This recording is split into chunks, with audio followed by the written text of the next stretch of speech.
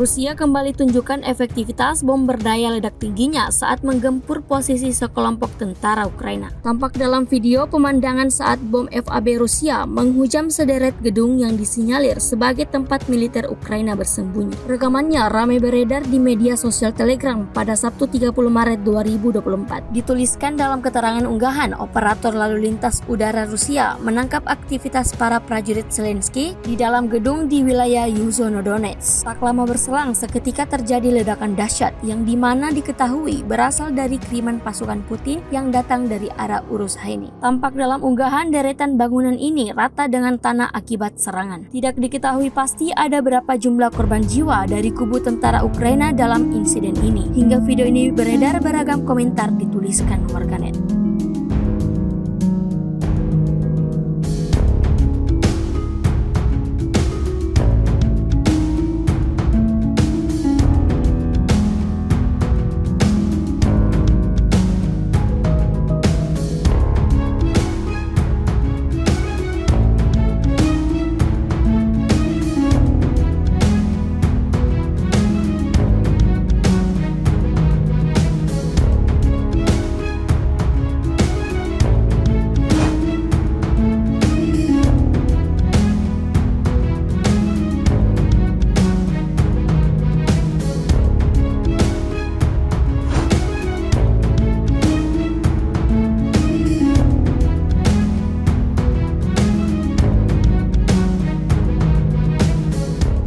Download Tribun X sekarang, menghadirkan lokal menjadi Indonesia.